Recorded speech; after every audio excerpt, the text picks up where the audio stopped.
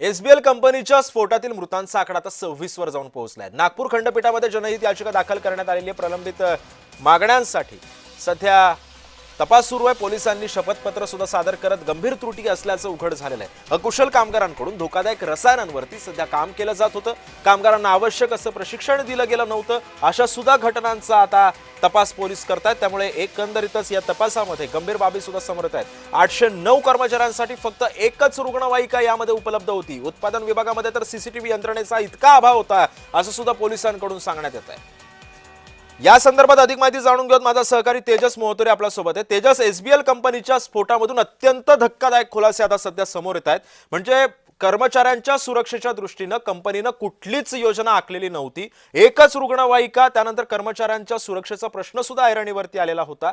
या कंपनीच्या मालकांवरती सध्या काय कारवाई होणार आहे का? पोलिसांकडून सध्या कसा तपास सुरू झालाय?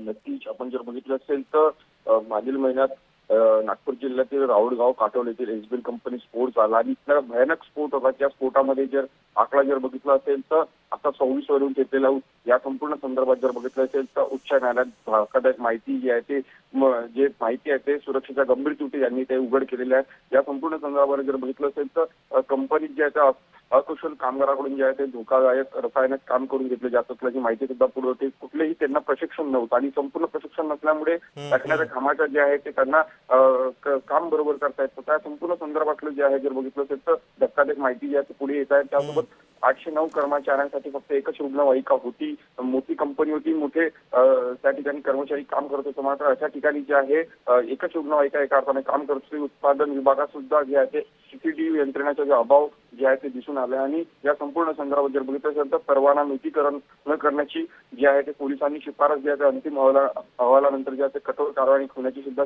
शक्यता वर्तवली आहे। या कंपनीचे मालक जे आहेत ते कुणाल चौधरी यांच्या संबंधात जे आहे ते लुकआउट नोटीस सुद्धा काढलेल्या आहेत। मात्र अजून सुद्धा ते फरार आहेत, ते पोलिसांच्या हाती अजूनपर्यंत आले नाहीत। मात्र या संपूर्ण संदर्भात जर बघितलं असेल तर न्यायालयाने जे आहे ते या संपूर्ण कंपनीबद्दल जे आहे ते ताशेर ओढलेले आहेत आणि यावर जे आहे ते गंभीर प्रश्न जे आहे ते खरं त्याच्यात एकंदरीतच गंभीर प्रश्न या सगळ्या प्रकरणावरून आता सध्या उपस्थित होतात। पोलिसांच्या तपासामधून आणखी काही खुलासे येत्या काळामध्ये समोर येतात का, हे सुद्धा पाहणं महत्त्वाचं ठरणार आहे। धन्यवाद तू दिलेल्या माहितीबद्दल।